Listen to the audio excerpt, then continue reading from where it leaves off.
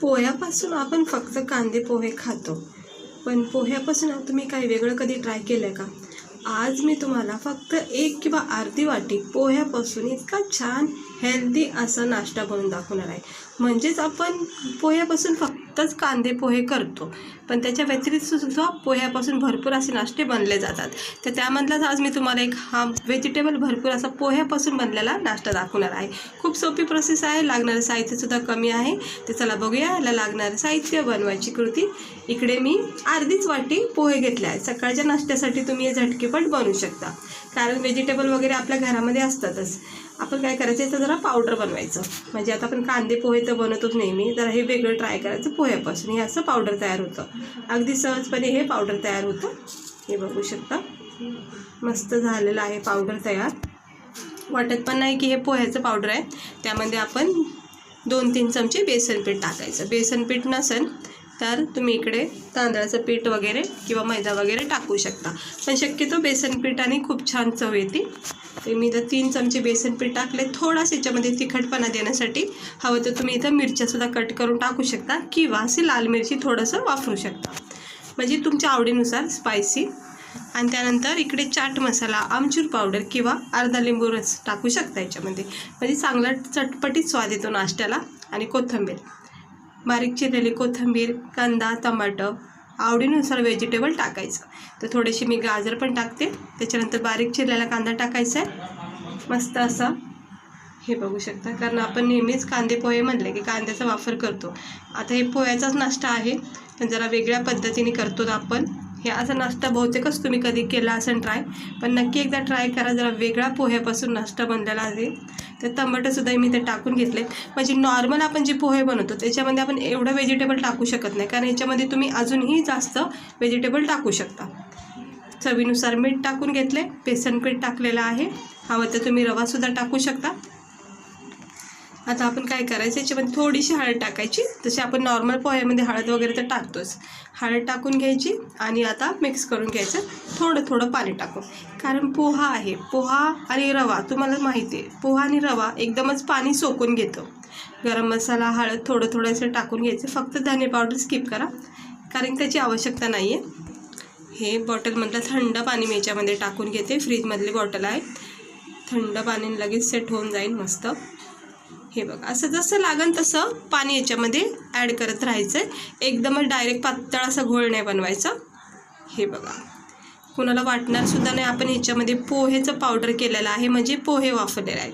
हे असं मिक्स झालं की 10 मिनटं वेळ द्यायचा. 10 मिनटं वेळ झालं की पाणी सुटलं जातं. आणि दुसरी गोष्ट, अगदी पॅक होऊन जातो, कारण की पोहा पाणी सोकून घेतं, बेसन पीठ पाणी सोकून घेतं लगेच. आता थोडंसं पॅनमध्ये तेल ठेवायचं आणि छान याचे वडे पाडायचे. हे बघू शकता, किंवा तुम्ही याला डीप फ्राय करून भजीसुद्धा याचे करू शकता, पोह्यापासून बनलेले. जरा वेगळं काहीतरी मस्त तुम्हाला नाश्त्याला ट्राय होऊ शकतं. हे असं भजीसुद्धा तुम्ही असे छोटे छोटे तेलामध्ये याचे बनवू शकता पोह्याचे. म्हणजे कुणाला जर तुम्ही टेस्ट करायला दिलं तर कुणाला वाटणार नाही हे भजी पोह्यापासून बनवलेत. इतकं भारी हा नाश्ता होतो सकाळसाठी खाण्यासाठी. कारण कांदे पोहे पण खाऊन खाऊन कधी कधी कंटाळा येतो. म्हणजे रोज रोज जर आपण एकच खाल्लं तर कंटाळा तर येतोच, मग ते कुठलाही नाश्ता असो. पण पोह्यापासून हे असे वेगवेगळे पदार्थ तयार होतात. मी तुम्हाला अजूनही पोह्यापासून बनणारे छान छान रेसिपी दाखवन. ते बघू शकता. आता मी एवढे 4 वडे टाकून घेतलेले आहेत. म्हणजे पोह्याच्या व्यतिरिक्तसुद्धा आपण काहीतरी वेगळं बनवू शकतो. आता याला चांगलं फ्राय होऊन द्यायचं आहे, मंद आचेवर थोडा वेळ द्यायचा आहे. आणि जसं याच्यामध्ये कडकपणा तयार होईल त्यावेळेस याला थोडं पलटी करून घ्यायचं. लगेचच पलटी करायचं नाही अजिबात, मंद आचेवर ठेवायचं, कडक होऊन द्यायचं आहे आणि मगच पलटी करायचं. हे बघा, लगेच सहजपणे पलटी होते. म्हणजे खालची साईड एकदा चांगली भाजून निघली ना, मग सहजपणे या न चिटकता हे पलटी होतं.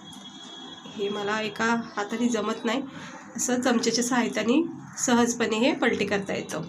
हे बघू शकता, मस्त असा वरून किती क्रिस्पीपणा तयार झालेला आहे. सेम प्रोसेसने खालची बाजूसुद्धा आता मी ही नाश्त्याची भाजून घेते मस्त. हे बघा, किती छान असा हा नाश्ता तयार झाला आहे. आणि थोडासा परतून घ्यायचं आहे, अजून थोडं भाजून घ्यायचं. ह्या नाश्त्यामध्ये तेलसुद्धा कमीच लागतं. तर अगदी सकाळ सकाळ उठल्या आपल्याला उठलं की अगोदर चहाबरोबर नाश्ता काय बोलायचं, किंवा लहान मुलं ज्यावेळेस झोपेतून उठतात त्यावेळेस चहा वगैरे नाश्ता ज्यावेळेस असतो, पण तेच जर दिलं रोज रोज तर कंटाळा तर येतोच, किंवा भाजी चपाती दिली तरीसुद्धा कंटाळा येतो. त्यापेक्षा ना अशी व्हेजिटेबल भरपूर असे वेगवेगळे नाश्ते ट्राय केले पाहिजेत. तर झालं आहे चांगलं फ्राय, मस्त कडक झालेलं आहे. आता हे काढून घेते आणि दुसरंसुद्धा टाकून घेते. हे असे क्वांटिटीमध्ये ना भरपूर तुम्ही बनवू शकता. तरी मी अर्धीच वाटी पोहे वापरलेत. भरपूर पोह्याचा वापर करूनसुद्धा तुम्ही सर्व परिवारासाठी हे बनवू शकता. लहान मुलाला जर तुम्ही हे 2-4 जरी करून दिले ना टिफिनला, तर खूप असा प्रोटीन मस्त हेल्दी नाश्ता हा त्यांना भेटू शकतो. हे बघा, खूप कमी तेलामध्ये होणारा हा नाश्ता आहे. तर आपण ह्याला असंच कडक करून घ्यायचे आणि सगळे प्लेटमध्ये मी एक एक करून काढून घेतलेले आहेत. तर बघू शकता फक्त अर्धी वाटी रव्यापासून छान असे हे पोह्याच्याला कटलेटसुद्धा तुम्ही बोलू शकता, किंवा पोह्याचा हा नाश्ता आहे. तर कसं वाटतोय बघा, किती भारी दिसतोय. मस्त वरून क्रिस्पी रंग आलेला आहे, कडक झालेला आहे, क्रिस्पी आहे आणि आतून नरम सॉफ्टपणा. याच्यामध्ये आपण सगळ्यात महत्त्वाचं म्हणजे बेसन पीठ ॲड केलं आहे, जे बेसन पीठ आपण डेली नाश्त्यासाठी कधी इतकं वापरत नाही, म्हणून आपण याच्यामध्ये त्याचासुद्धा वापर केला आहे. सोबत आपण याच्यामध्ये भरपूर अशा भाज्यासुद्धा टाकल्यात. किती छान असा हा सुंदर नाश्ता पोह्यापासून तयार झालेला आहे. पाहता क्षणी वाटतसुद्धा नाही की हा पोह्याचा नाश्ता आहे. तर बघू शकता आतमध्ये पूर्णपणे पोहे जे आहेत ना शिजून गेलेले आहेत, मस्तपैकी झालेले आहेत पोहे तयार.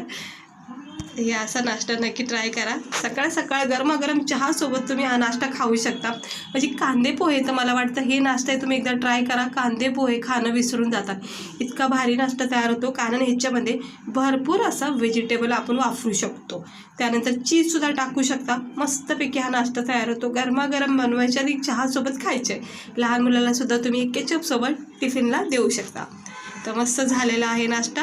आवडला असेल तर लाईक करा, चॅनलला सबस्क्राईब करा असे छान छान व्हिडिओ आणि रेसिपी बघण्यासाठी.